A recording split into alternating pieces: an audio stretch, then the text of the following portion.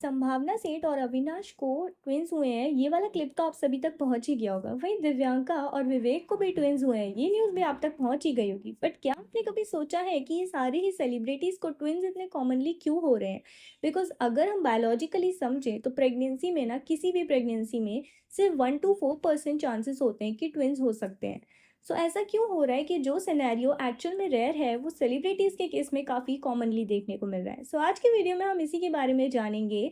But before starting up with the video I would like to request you all to please subscribe to this channel अगर आपको इस channel का content पसंद आता है तो वीडियो स्टार्ट करने से पहले मैं दो बातें बता देती हूँ कि फर्स्ट थिंग इज़ कि संभावना का जो वीडियो है यानी जो व्लॉग्स हैं वो मैंने 2019 से ही देखना स्टार्ट कर दिया था। सो मैं ये बात बहुत अच्छे से जानती हूँ कि कितना प्रीशियस है ये मूवमेंट उसके लिए और उसने कितना वेट किया है इसके लिए। So I am genuinely happy for her and no offence and no hate to her. It is just that video का जो मेरा मोटिव होने वाला है वो ये होने वाला है कि कैसे प्रेगनेंसी में इतना कॉमनली ट्विंस देखने को मिल रहा है। आईवीएफ के थ्रू सनी लियोनी, करण जौहर और फराह खान तक को भी ट्विंस हुए हैं। इनफैक्ट फराह खान को तो ट्रिपलेट्स तक हुए हैं। सो आज के वीडियो में हम इसके बारे में समझेंगे। बट वीडियो को समझने से पहले मैं आपको बताना चाहूँगी कि आईवीएफ एक्चुअल में होता क्या है। एक बेसिक नॉलेज उसके बारे में हम सबको होना चाहिए।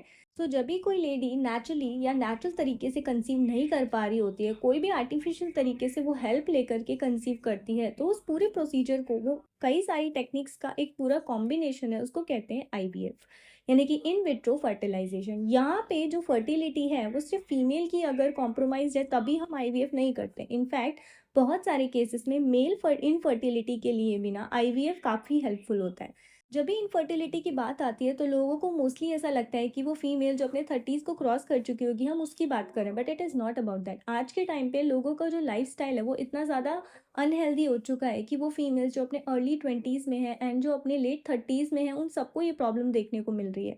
अगेन मैं इस चीज़ को हाईलाइट करना चाहूँगी कि इनफर्टिलिटी सिर्फ फीमेल्स में नहीं बल्कि मेल्स में भी देखने को मिलती है। And there is nothing wrong अगर आप उस चीज़ को लेके वोकल होते हैं एंड सही ट्रीटमेंट ऑप्ट करते हैं।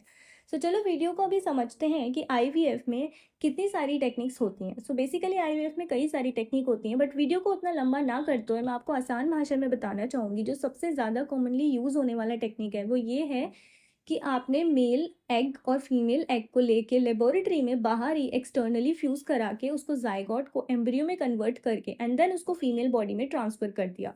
सो ये वाला टेक्निक सबसे ज़्यादा यूज़ हो रहा है एंड सेलिब्रिटीज़ में सबसे ज़्यादा इसी टेक्निक को यूज़ किया जा रहा है। अगर कोई फीमेल इस समय अपनी एज में इतनी कैपेबल नहीं है कि वो इन्वायरमेंट प्रोवाइड कर सके बेबी को, सो उस फीमेल को ना फर्टिलाइजेशन भी बाहर चाहिए होता है एंड उस बेबी को वो एनवायरनमेंट प्रोवाइड करने के लिए भी एक मदर की हेल्प चाहिए होती है या एक बॉडी की हेल्प चाहिए होती है। इस वाले टेक्निक में हम सरोगेसी को ऑप्ट करते हैं। मीन्स एक मदर जो कि सरोगेट मदर होती है, उसकी बॉडी में हम वो बाहर प्रिपेयर किया हुआ एम्ब्रियो डायरेक्टली ट्रांसफ़र कर देते हैं। संभावना के केस में ये वाला टेक्निक यूज़ हुआ है।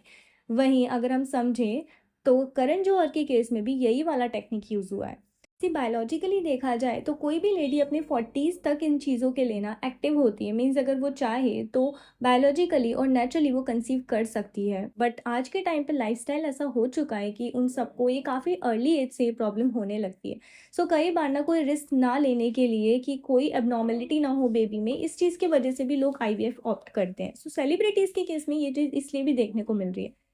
तो अभी के टाइम पे अगर आप कुछ लोगों के कमेंट्स देखो जा कर के, स्पेशली जैसे कि मैंने ये यूज़र का कमेंट पढ़ा था रेडिट पे, जो कि मुझे एक वैलिड कमेंट लगा।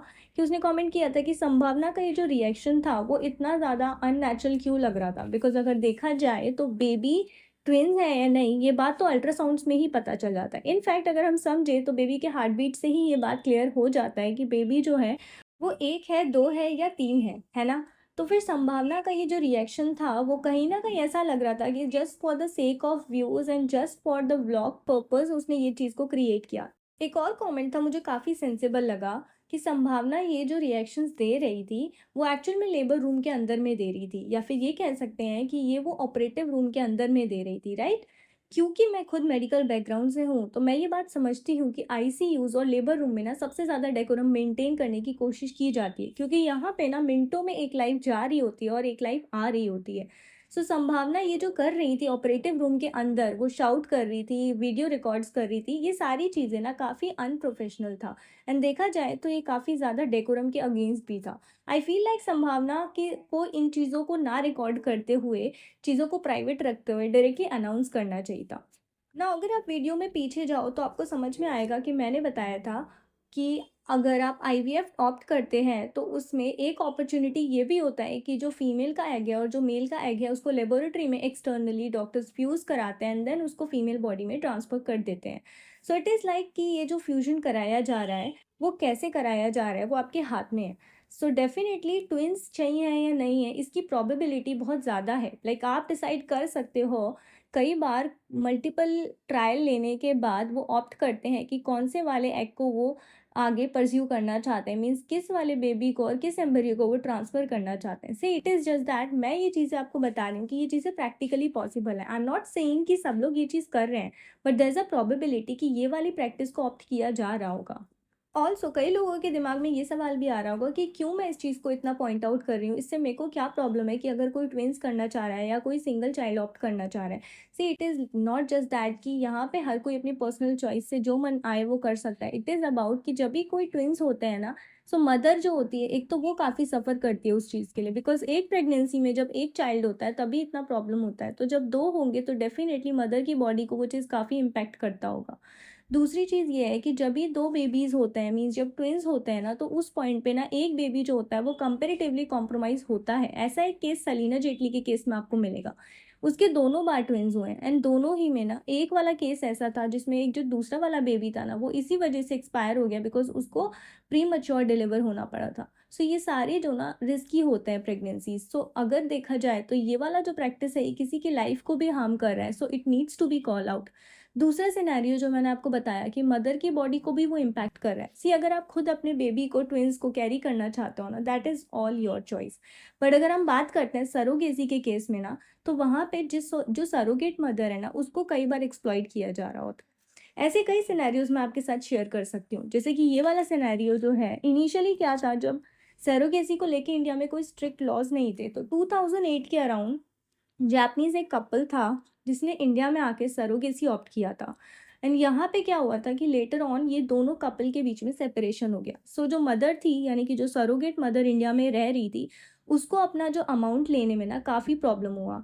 उसको ये अमाउंट लेने के लिए कोर्ट तक में जाना पड़ा, इसलिए सुप्रीम कोर्ट में ये वाला मैटर ना काफ़ी लंबे समय तक चला था। दूसरा सिनेरियो हुआ था ईयर 2010 में, जब एक जर्मन कपल आया था, उसने इंडिया से एक सरोगेट मदर को ऑप्ट किया था। एंड ये वाला न्यूज़ ना खुद बीबीसी न्यूज़ में इंटरनेशनली पब्लिश हुआ था। वहाँ पे इस बेबी की नेशनैलिटी को लेके काफ़ी क्लैशेस हुआ था, मीन्स वो बेबी इंडियन होगा या रशियन होगा, इस चीज़ को लेके काफ़ी कंट्रोवर्सी हुआ। ये सारे सिनेरियोज में ना जो सरोगेट मदर थी उसको उसका अमाउंट मिलने में बहुत प्रॉब्लम होता था, बिकॉज इस बीच में ना एक थर्ड पर्सन भी होता है जो सरोगेट मदर और जो कि कपल होता है उनके बीच में मीडिएटर होता है। सो यहाँ पे ना कुछ अमाउंट उसको भी मिलता है। ऐसी एक मूवी भी आई थी मिमी, जिसमें आपने ये वाला सिनेरियो देखा होगा। सरोगेट मदर को जो अमाउंट मिलता है ना वो पूरा नहीं मिलता है, उसमें काफ़ी एक्सप्लॉइटेशन होता है, बहुत ही मुश्किल से उसको वो अमाउंट मिलता है। इस बात को अगर आप ऐसे समझो कि अगर आपके ऑफिस वाले आपको एक दिन में एक प्रोजेक्ट करने के लिए पैसे पे करते हैं, बट इट्स लाइक वो आपको एक प्रोजेक्ट इतना बड़ा दे दे कि वो प्रोजेक्ट कहने के लिए तो एक है, बट इट इज़ अबाउट कि वो एक्चुअल में दो प्रोजेक्ट्स के बराबर था, तो आपको पैसे तो उतने ही मिलेंगे बट काम आप दो प्रोजेक्ट का कर रहे हो, राइट? सो सरोगेट मदर के केस में भी ना जब लोग ट्विन्स ऑप्ट करते हैं तो उसको अमाउंट एक का मिलता है, एक प्रेगनेंसी का मिलता है, राइट? बट उसको जो सफ़र करना पड़ता है वो दो ट्विन्स के लिए, लाइक दो बेबीज़ के जितना उसको फेस करना पड़ता है प्रॉब्लम। सो इस चीज़ को कॉल आउट करना इसलिए भी ज़रूरी है। तीसरी चीज़ ये है, अगर सेलिब्रिटीज़ इस चीज़ को करते हैं ना, तो सेलिब्रिटीज़ जो करते हैं वो ट्रेंड बनता है एंड ये चीज़ ना लोग नॉर्मली भी फॉलो करना शुरू कर देते हैं। इसलिए इस चीज़ को कॉल आउट करना बहुत ज़रूरी है and I want you to, आप इस वीडियो को जितना शेयर कर सको ताकि लोगों में ज़्यादा से ज़्यादा अवेयरनेस इसके बारे में फैल सके। ना एक चीज़ जो मैं और आपके सामने डिस्कस करना चाहती हूँ वो ये है, एक मूवी आई थी चोरी चोरी चुपके चुपके, उसमें आईवीएफ को लेकर के पूरी जो फ़िल्म थी वो लाइक बनाई गई थी। उस फ़िल्म में ना ऐसा दिखाया गया था कि जो रानी मुखर्जी होती है वो सलमान खान की वाइफ़ होती है, बट कुछ रीज़न्स की वज़ह से वो कंसीव नहीं कर सकती है। तो वो चाहते हैं कि उनका बेबी जो हो वो खुद का हो। इसकी वज़ह से वो एक मदर ढूँढने की कोशिश करते हैं। इट्स लाइक काफ़ी नॉनसेंस वो मूवी मुझे लगी, बिकॉज़ अगर आप चाहते तो आईवीएफ के थ्रू तो आपके पास और भी कई तरीके थे। लाइक सरोगेसी का ऑप्शन था आपके पास। सो ऐसा क्यों दिखाया गया है फ़िल्म में कि उसको प्रीति ज़िंटा के साथ सलमान खान को मूवी में एक ऐसा सिनेरियो दिखाया गया है कि उसको फिज़िकल तो रिलेशनशिप बनाना ही पड़ेगा, तभी they can have their own baby. So it was very impractical कि उस टाइम में इस तरह की चीज़ों को गलत तरीके से प्रमोट किया जा रहा था। एक प्रैक्टिस जो कि फीमेल के लिए और हर उस मदर के लिए जो कि उस टाइम पे इनफर्टिलिटी को लेके स्ट्रगल कर रही थी, उसको और भी ज़्यादा ट्रॉमाटाइज़ किया जा रहा था इस तरह की फ़िल्में बना के। इंस्टेड उन मेल फर्टिलिटी वाले सिनेरियोज़ को पॉइंट आउट ही नहीं किया जाता था।